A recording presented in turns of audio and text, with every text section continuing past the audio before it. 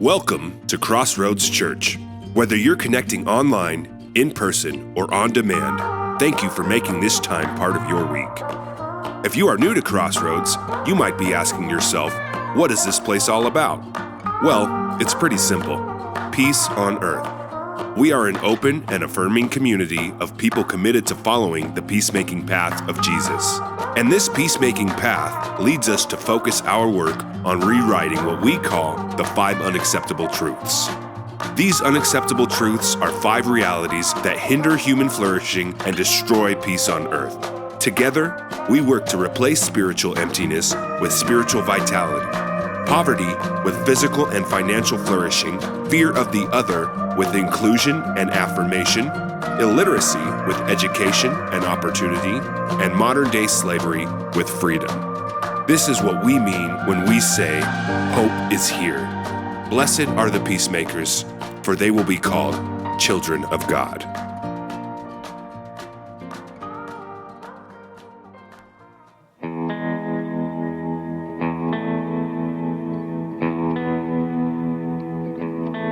Are you singing? 'Cause I love your melodies. Are you dancing? Wrapping your arms around me. Are you laughing? 'Cause I like to make you smile. Is it just a whisper? 'Cause that tends to be your style. Are you screaming? This love with you, it can be kinda wild.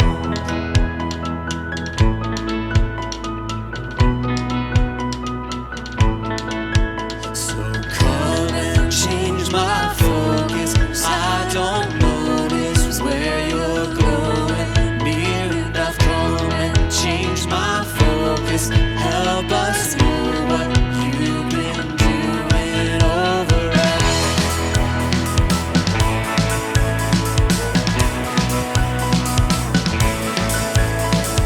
Come and change my focus. I don't notice where you're going. Near enough, come and change my focus. Help us know what you've been doing over us.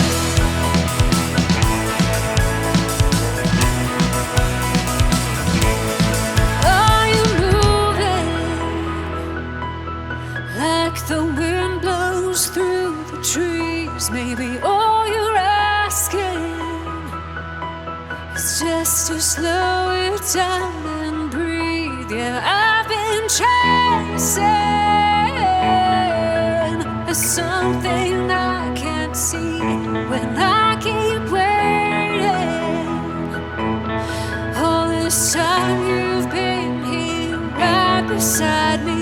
So come and change my focus. I don't notice where you're going near enough. Come and change my focus. Help us know what you've been doing over us. Come and change my focus. I don't notice where you're going near enough. Come and change my focus. Help us know what you've been doing over us.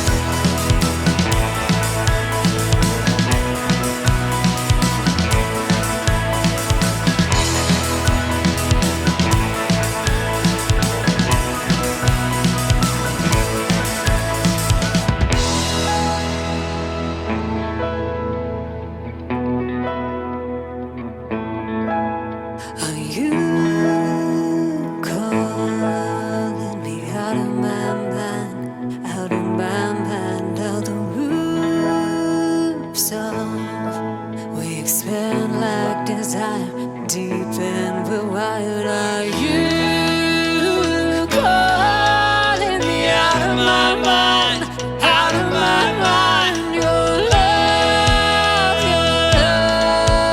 is kinda wild. Come and change my focus. I don't notice where you're going near enough. Come and change my focus. Help us know what you've been doing over us. I don't notice where you're going near enough. Change my focus. Help us know what you've been doing over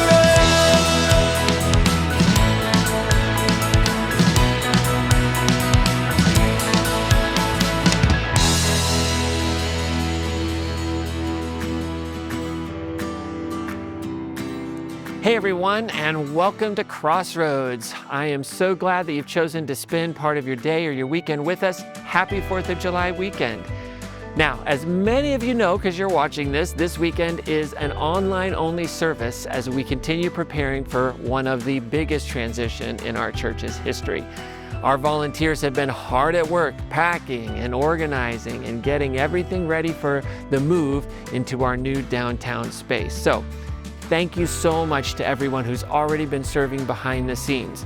This move truly belongs to all of us. Now I'll have more information on Moving Mayhem and all the things coming up in the next few weeks a little later. Now don't forget, fill out that digital connect card in the app or the link in the description wherever you're watching this. And now if you are a guest, thank you so much for tuning in. We'd love the opportunity to say hello, answer any questions you have, and help you find your place here at Crossroads. Just fill out as much information as you're comfortable in that Connect card. And if it's your first time, we have a gift for you. It's a book called The God We Never Knew. Just fill out that Connect card, check the box New Here, and we'll get one of those books shipped out to you, assuming we can find the box that has them. Well, summer is here with travel and transition, and so today you can give your donations through the app or the website. If Crossroads has been meaningful in your life, I hope that you will continue to make those donations. Thank you for your generosity. Everything we do, from our Sunday gatherings to serving our community to creating spaces where people can heal and belong, is made possible because of our generosity. So thank you. And remember, you can give anytime through the website or the app. Now, finally, don't forget, I know it's hard to forget this, we're closer and closer to that first gathering downtown. It's an exciting chapter for us. We can't wait to experience it together, so be sure to be watching your email, follow on social media, looking for updates, volunteer opportunities, all the details you'll need as we make that move. Now, today, during our broadcast, we're excited to have a special interview with Brian Recker, the author of the book Hellbent. This is the book that inspired our series that really has just been unpacking concepts of hell and doctrines of hell, and how that those concepts and doctrines have produced and really continue to produce a lot of fear and pain in our tradition. But before we get to that, we've got a great song to just quiet our spirits. This song is a reminder that religion can easily overcomplicate our understanding of God and faith. And there's a lot of power in returning to the simplicity of a gospel rooted in love. I love the lyric in this song that just says, "I'm laying down all my religion. I want to know you, Lord. So much freedom can be found in just letting go of religion's rules and leaning into the experience of the divine. So wherever you're watching from, take a nice deep breath, settle in, and open your heart. We believe hope is here. We're grateful you're here, and I'll see you a little later with more on our transition and our blessing for the week.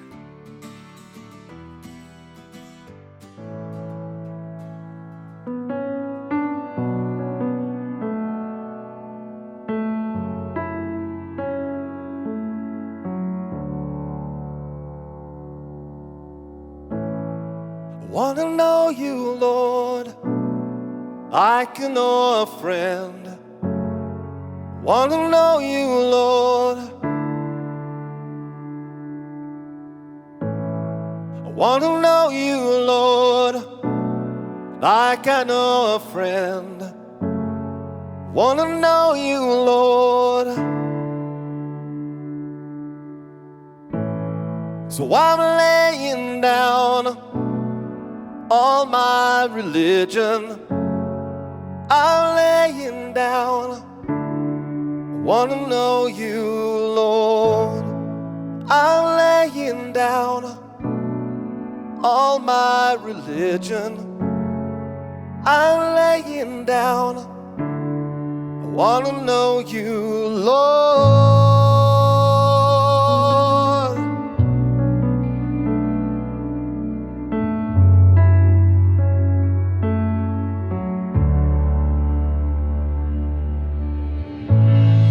Quiero conocer como a un amigo.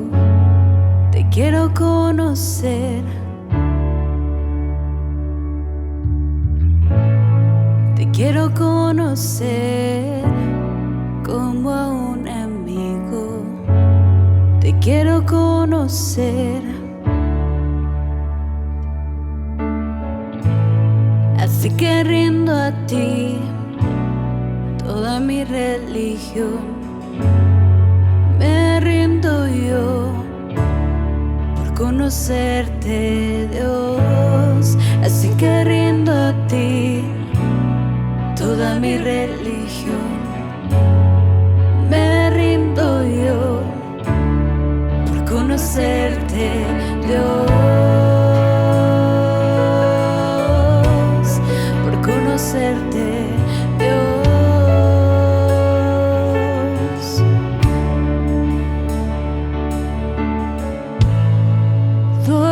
Been told to be ashamed.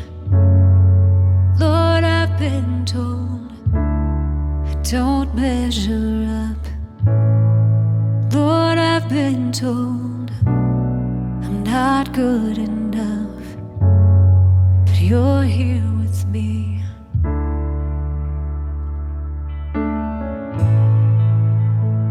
I reach out, you find me in the dust.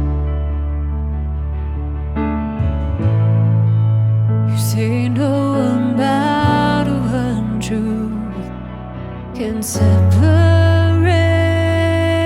us.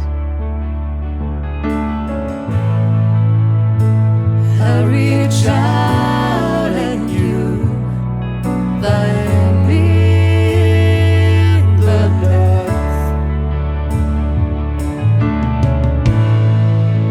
Say no amount of truth can separate us.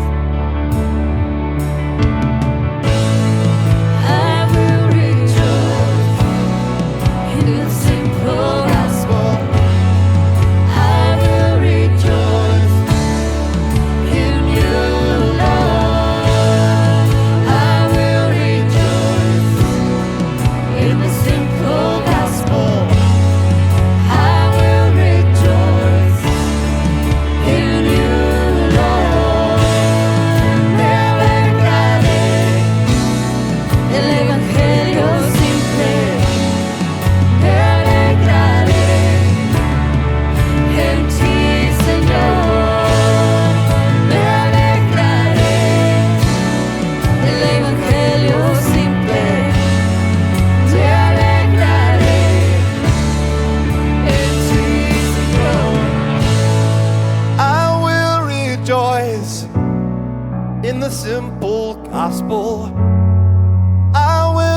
rejoice in you, Lord.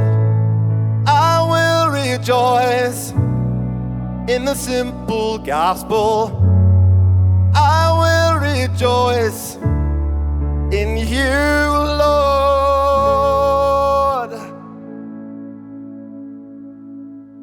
If heaven and hell decide that they both are satisfied, illuminate the no's on the vacancy signs.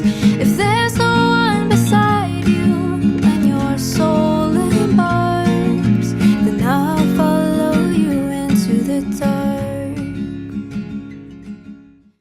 All right. Hi, Crossroads. My name is Tessie Heater. I've been coming to Crossroads for about a year. I'm here with Brian Recker, who is the author of Hellbent. This is a book that we have kind of been looking at the last few weeks as we explore topics of hell.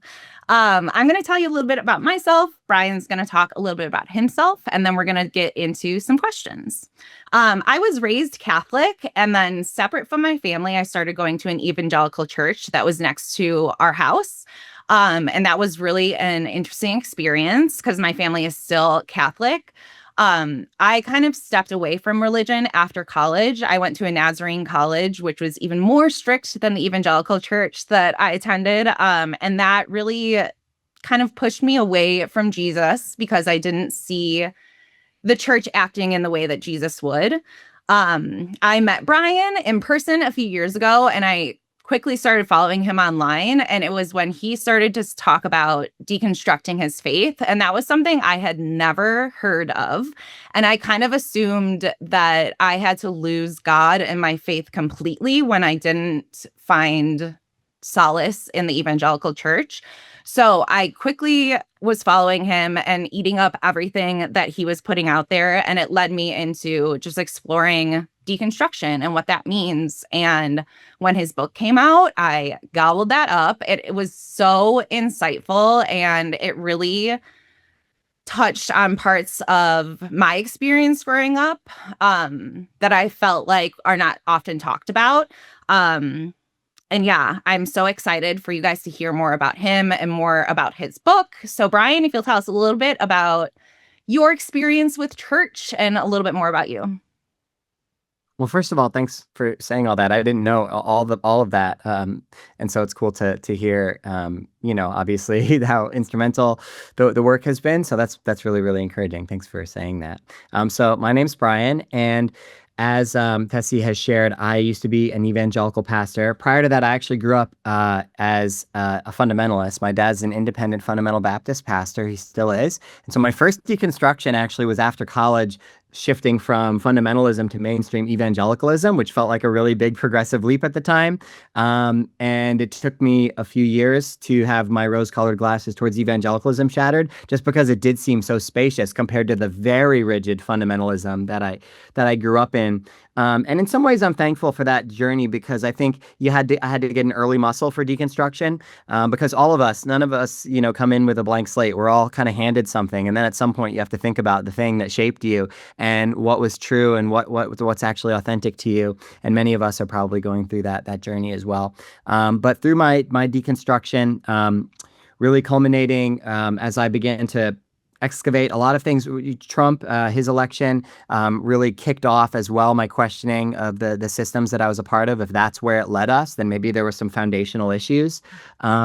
And ultimately, I stepped away from pastoring in 2020 and began to transition to more of a public role, speaking and sharing about Christian nationalism, deconstruction, toxic exclusionary theology. And my heart is still for the church to actually better reflect the spirituality of Jesus, which I don't think was about rigid dogma or exclusionary, biases towards queer people and other marginalized people, but one of grace and inclusion. And I think your church is reflecting that really well. So thanks for having me a part of this conversation. Yeah, of course. And anyone who doesn't know you, I'm sure, is very excited now to hear what you stand for. I have a couple of questions for you about your book. Our church is exploring the concept of hell. I think a lot of us were raised to believe that it's either following this sometimes vengeful God or burning forever in eternity. And so it's been really insightful for us to explore as a community that maybe that's not what hell is or hell at all.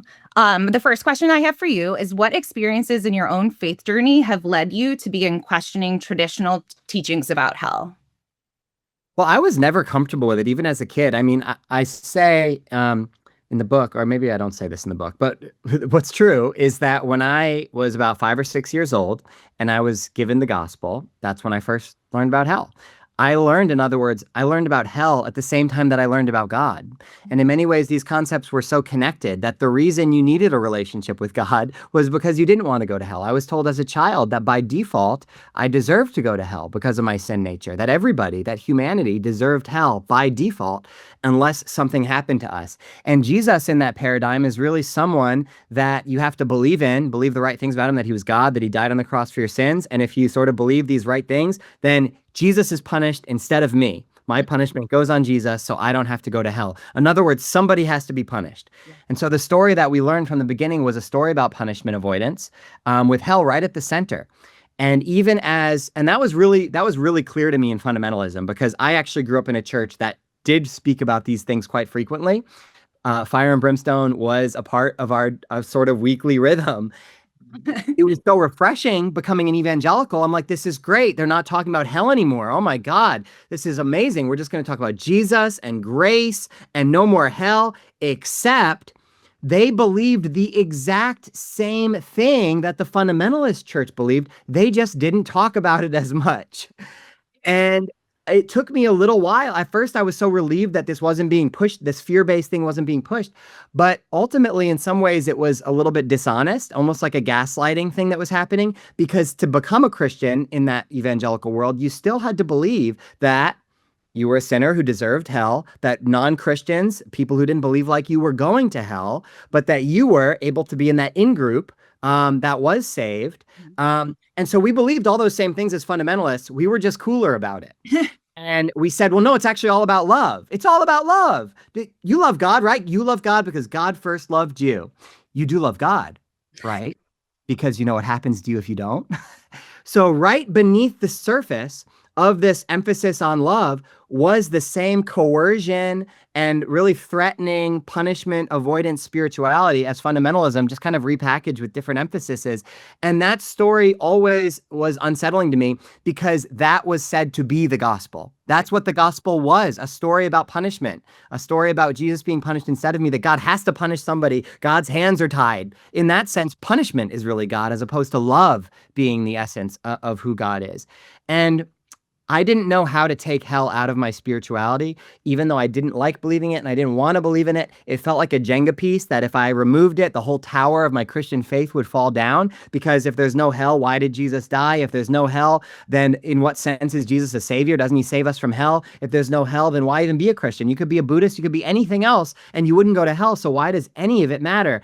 And because of that, it felt really, really like just the central issue for me, that I knew I couldn't move forward into a more liberatory faith with hell looming. Right. Because you might be able to say, hey, actually, no, the gospel is good news for the poor. This is about helping the marginalized, et cetera, et cetera. You can say all that, but if those hungry children, you give them food and they still go to hell, at the end of the day, there's a bigger problem than massive child poverty, and it's hell. And so you're in that gospel paradigm. I think we're never going to be able to focus on the this worldly issues of love. It will actually reframe love to be anything that is engineered, like anything that's trying to save somebody from hell. That's the most loving thing you do. It's more loving to give somebody a coercive version of the gospel than it is to give a hungry person a sandwich, because the gravest threat to their life is not food scarcity, poverty, any of that. It's that they're going to go to hell. Right. And so that perspective has really led to horrible atrocities. It's justified colonialism, even the slave trade. I mean, these kind of logics, I think, have led to really horrible consequences for the world and for us spiritually. And so for me, it was always a central issue. And that's why I really did a lot of work around that for myself, to save my own spirituality. And then this book is really what I wish I knew about 10, 15 years ago. So when you started like having these paradigm shifts, how did your community or your church respond to you? So my shifts, I didn't preach about hell ever as a pastor. In fact, I don't think I mentioned the word hell in any of my sermons for the 10 years that I was a pastor. But that made me feel guilty, actually. I felt like I was avoiding something that was important if it was true. So I didn't know how to take it out of my faith, but I also didn't know how to talk about it in a way that felt loving because it didn't seem right or loving. And so it was like felt like an elephant in the room for a lot of my pastoral ministry. Towards the end, in the last few years, is when I made some real big personal shifts on those issues, but I wasn't really prepared to speak about those things publicly. It would have meant losing my job. What I did do in the pulpit is talk a lot about social issues, talk about the way that we're supposed to be loving immigrants and the poor and that sort of thing. And yet, what I knew even while I was doing that was that for most of these people, unless there was a major reframe in their very understanding of what the gospel is, those things would never be the priority. And so it really did. I had to leave evangelicalism to really get both personal clarity and moral clarity. I think from inside that institution, when your salary and your network of relationships is all focused on you believing that particular thing. So no, I didn't get up one Sunday and like preach a message that was contrary to what the statement of faith was in the church to get myself fired. I never did that. I just quietly resigned and I did my own thing after that. Did you have people from your previous community or church reach out to you, either negatively or positively? Yeah, a little bit. So when I first began sharing publicly about affirming queer people and that I believe that Christians should welcome and affirm our gay, lesbian, trans, LGBT neighbors, when I first began doing that, my former church removed my sermons from their website and kind of essentially scrubbed me. I have heard from a few people that I've remained on good terms with. But yeah, that's part of, honestly, the deconstruction journey for many of us is experiencing a bit of a shattering relationally. And in some ways, it felt like ripping a Band-Aid off. Like I knew that I needed to not live my life under the weight of what their expectations of me would be. But that was one of the hardest moments in deconstruction, just the thought that these people that you've traveled with, that helped you move, that were there when your baby was born, that those people would think that you're a backslider, that they would say things like maybe he was never a Christian to begin with, and that sort of thing. That was hard for me to think that they would think that about me, but ultimately I had to just accept that. Right. In Matthew 25:46, it states, "Then they will go away to eternal punishment, but the righteous to eternal life." Many Christians view this passage as teaching of eternal punishment. How would you interpret Matthew 25:46? So I think, first of all, you have to interpret it, not just pull verse 46 out. That's a parable that starts in verse 31. It's the parable of the sheep and the goats. One of my favorite passages, actually. I love the hell passages now. I think they're great. But in this passage, if you look at verse 31, Jesus is telling a story, and he says that all the nations will be gathered before the Son of Man. So first of all, this is the nations are being gathered for judgment. And I think that word nation is actually pretty important. So first of all, this from the very beginning of the story is not just individuals, but nations. And in much of the prophetic ministry of Hebrew prophets, they were often condemning kings, rulers, governments, institutions, and people groups and cultures, as opposed to just individual people. This is about the kind of world we're building and who is it serving and who is it leaving out. And as it goes on, he describes people being divided, or those nations being divided like sheep and goats. So now we have a barnyard metaphor. So we're in the world of metaphor. I don't believe that God is going to judge farm animals at the end of history. And so it is interesting to me how certain details are like, well, that's obviously metaphorical. But the fire parts, that's definitely real. We do often pick and choose when we read these stories, but we are in the world of imagination and metaphor. Jesus did not go around teaching dogmas. He never gave a statement of faith. He never said, here's the 3 things that you need to believe in order to be a Christian or to go to heaven. He used stories, images, metaphors, parables in order to help us reimagine the world. That's what Jesus was about. And then, of course, famously, after describing this judgment on nations, he gives us the criteria for that judgment in probably the most clear passage about judgment in the entire Bible. If we want to know on what basis does judgment occur, Jesus Jesus says in this passage that it will be on the basis of how we treat the least of these. He says that Jesus says, when I was hungry, you didn't give me anything to eat. When I was naked, you didn't clothe me. When I was imprisoned, you didn't visit me. When I was a stranger, you didn't welcome me. And they'll say, Lord, Lord, when did we not do those things for you? And he said, when you didn't do it for the least of these, you didn't do it for me. And so Jesus is telling us that the nations are judged on how they treat the imprisoned, the poor, the naked, the hungry, and immigrants, strangers, people from other places. Now, if you just run down that line, we live in a country that has mass incarceration. We right now are in a crisis at the border where immigrants are being detained without legal rights and put in concentration camps.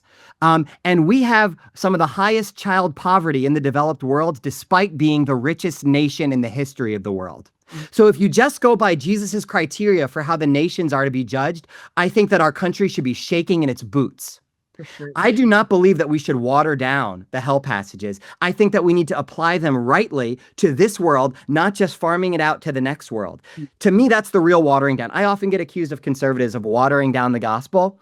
You know, it's, oh, you're taking away heaven and hell. You're watering it down. No. Pushing it off to the next life allows you to water down the real world implications of what this means for here and now. And Jesus is calling us to live, to actually build a world that reflects what would be different about the world if every person in prison was Christ. If every poor person, every naked person, every unhoused person was treated as Christ. Jesus says, that's the world that I want you to build. And we are judged.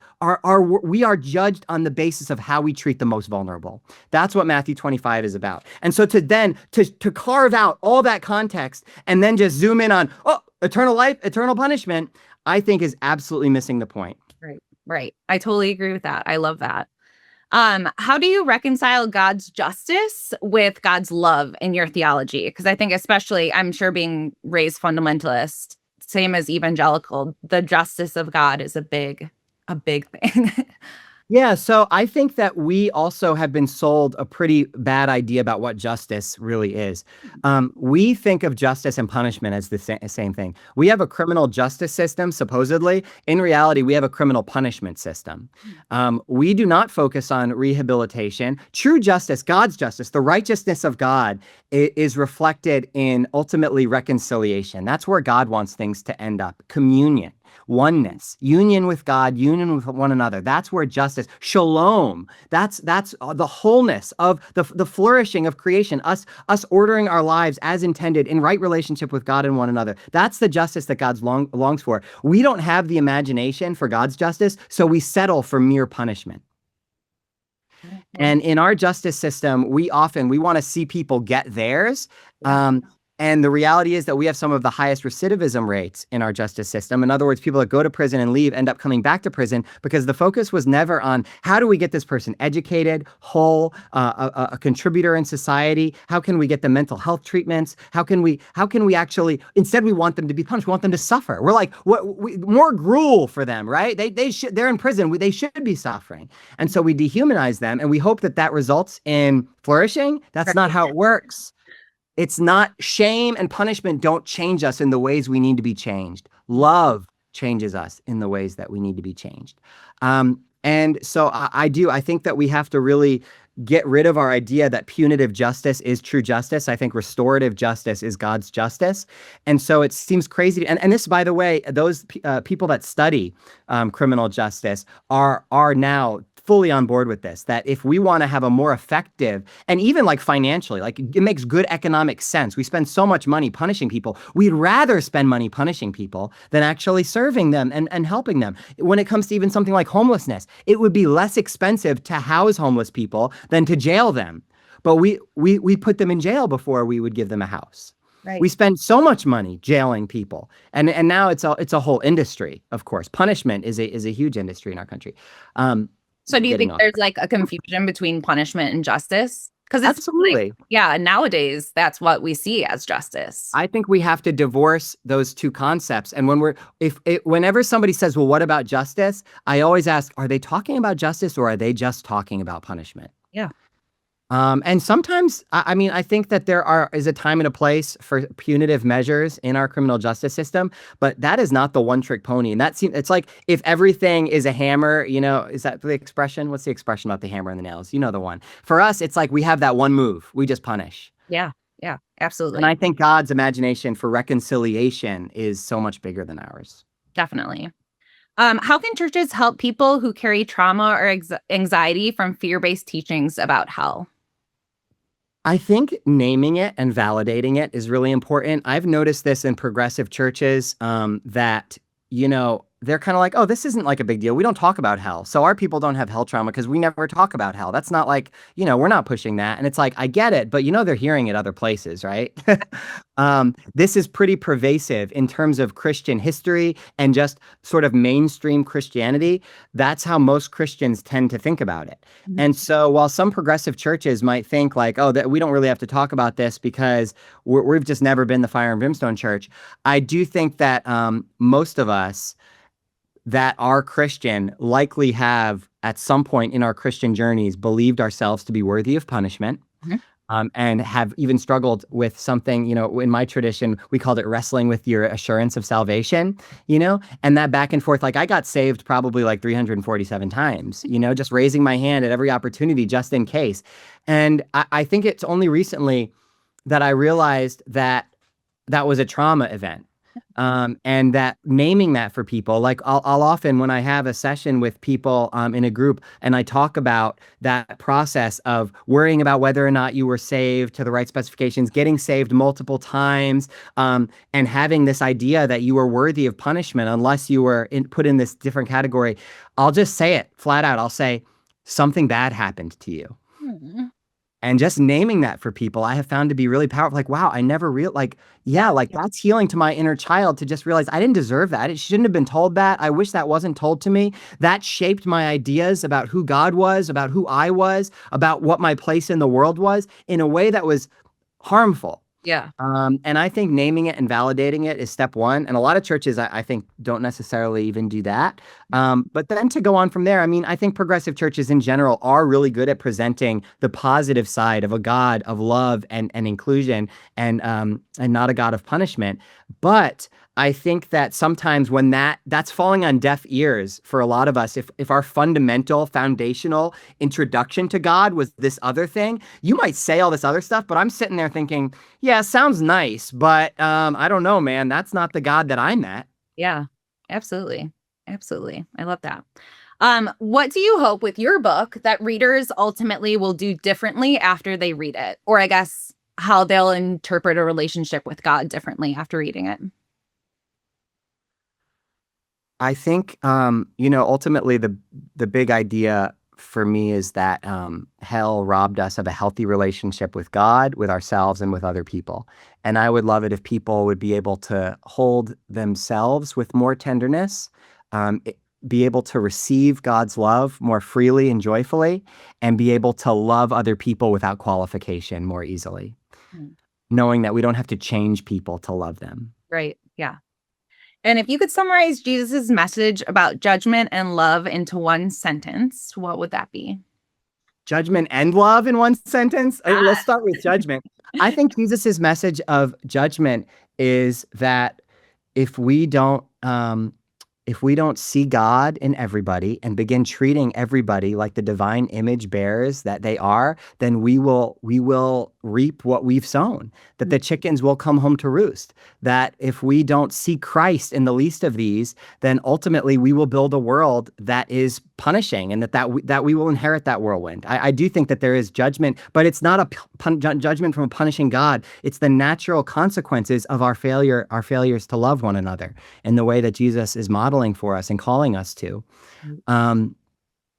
And I'm not going to do any better than Jesus, who in terms of his one sentence on loving. I think the golden rule just about does it, is to do unto others as you have them do unto you. He said that's the whole law and the prophets, which means that's what the entire Bible is about. In other words, that's what spirituality is about. That if your spirituality isn't resulting in you treating people the way that you would want to be treated, and really the way that their inherent divinity demands them to be treated as God's image bearers, as actually the face of Christ. If you don't see the face of Christ in someone else and treat them in that way, then you're not loving in the way that Jesus is calling us to love.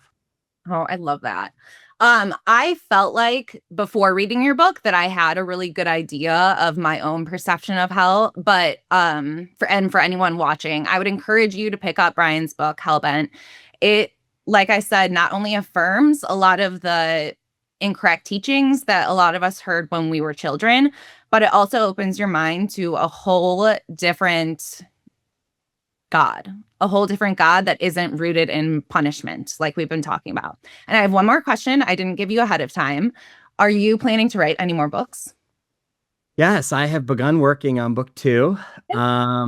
It's not going to be out until Easter 2028, unfortunately. So quite a long timeline, because they want it to come out Easter, and next Easter it just doesn't come that fast. So it's about Jesus. I'm going to write about Jesus.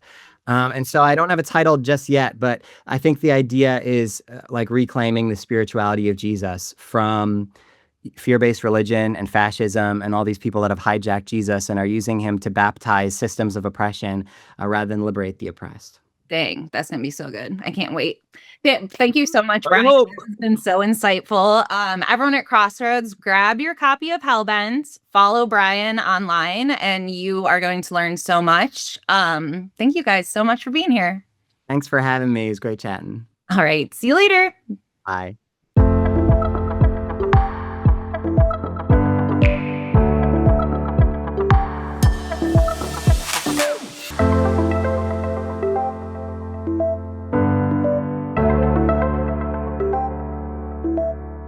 Okay, well, you've made it this far. We're wrapping up. Thank you so much for tuning in. I've got a blessing for you in just a moment, but I want to go through some things that are in your app that tell you all the details about what's coming up. So I'm going to give you a big high overview, but download the Crossroads app and make sure you're following along. It has all the updated information. Now, the first thing you need to know is Moving Mayhem is coming up Monday, July 6th through the 8th.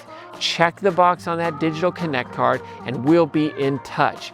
If you can't find the digital Connect card, you can text me and I'll help connect you to the right folks. My number is all over the place on the website, but if you don't have it, it's 207-608-1106, or you can email info@crossroadscolorado.com and we'll make sure to get you the information on how to get signed up to be a part of that. Then on July 10th, Friday night, is our benefit concert for Loveland Community Kitchen that we're participating with. The band A Brothers Fount is going to be there right there at Foundry Plaza from 7 to 8:30. It's going to be a blast. Don't miss it. Invite a friend and make a donation to help the community kitchen. It's going to be great. Don't miss it. And then on the following Sunday is our sneak peek, July 12th from 9:30 to 11. Darren's been working hard helping to create a nice fun kind of, think of it as like a church brunch kind of experience. There's going to be some yard games out on the Foundry Plaza. The splash pad is going to be functioning, so make sure your kids are wearing clothes that they can have some fun in the water. Bring a towel. We're going to have some yard games. We're going to have you check your kids in, even though we're not going to be having our normal kids program. You're going to have the opportunity to check your kids in to see how that works. They're going to get a special little prize for checking in, and then you can go see the theater space that they're going to be in. There'll be a craft there that Miss Amy has all planned out. That's going to be a lot of fun. And then finally, 2 services begin on July 19th, 9 a.m. and 10:30 a.m. And during these services, they'll look a little different, but we decided we're going to go for live teaching and music videos to get us started. And so while we're working to transition and install some equipment, we just felt it was really important that we did do live teaching and not all video teaching. So we're going to try it and see how it goes. Hope to see you there. Again, that's 9 and 10:30, July 19th. We're launching that series, You Asked For It. And for the first 3 weeks, we're going to have a very special breakfast in between. So if you come to the first service, you can stick around for 30 minutes. If you come to the second service, come 30 minutes early to grab some breakfast with each other and chat and connect. And that's going to happen in between those 2 services on the 19th, the 26th, and the 2nd. Okay, it's a lot going on. We're in transition. Thank you so much for your patience. Thank you for volunteering. Thank you for making this possible. I want to give you a blessing for the week, all right? If you can just take a moment, take a nice deep breath, close your eyes wherever you are, unless you're driving, and let me pray for you. May you find joy and hope this week. May this July 4th weekend, as our nation celebrates freedom, as we understand all the complications that are happening in our world right now, may in some way your souls find rest. And as our church is in transition and change, may you find a spirit of excitement. I pray that your time this week will be filled with opportunities to share hope and love. I pray that as we have explored this concept of hell and how this concept has been used and misused, how it's been a source of abuse, I pray that you would find hope in knowing that God is love. I pray that you would find hope in knowing that we have nothing to fear in death. And so, may you go out this week into your everyday, normal, peacemaking life, equipped with hope and joy and love. Amen. All right, we'll see you for our sneak peek in just a few days.